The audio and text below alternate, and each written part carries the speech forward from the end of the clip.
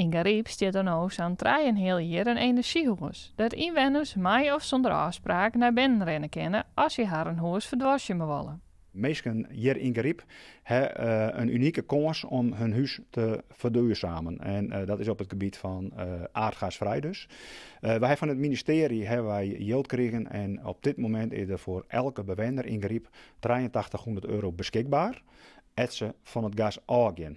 Zeggen ze van dat is mijn stap te 4. Ik wil naar een hybride systeem. Dan ken dat ik. En daar is een subsidiebedrag van €4.000 voor beschikbaar. Dus mensen die komen op dit moment bij ons binnen om advies te vragen. Wij helpen hun uiteindelijk met eventueel het onvregen van offertes, het onvregen van een scan.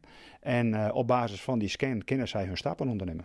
Jacob en zijn collega vernemen het laatste jaar dat er volle meer interesse is om te verdwarsjemen. In 2021 gingen we, ik meen, rond de 32 onvragen voor een scan. En dat wie in 2022 maar juist zo'n 60. Dus het effect is dat mensen toch, en dat heeft alles te maken met de gas- en elektraprijs, toch nou uit de voeten komen en zeiden van wij moeten zien om die prijzen naar beneden te krijgen. Maar ja, dan moeten ze hun huis wel verduurzamen. Dus ze komen nou wel in beweging. Ik meesken uit het dorpen om Gariep henne weten het energiehuis in Tusken te vinden. Al is dat eens net heel de bedoeling. Ja, die sturen we net voort, want dat vinden we eigenlijk net passen bij ons. We hebben wel dat ik deelt met de gemeente en zijn de gemeente van, nou ja, denk daar zo naar van moeten we dit ik alles inrichten.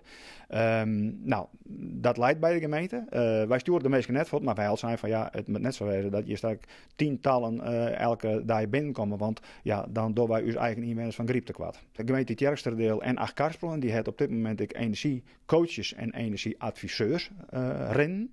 En op het moment dat wij denken van nou, dit gaat toch wat verder dan alleen nog even hun op wij helpen, dan verwijzen wij die mensen naar de gemeente daar.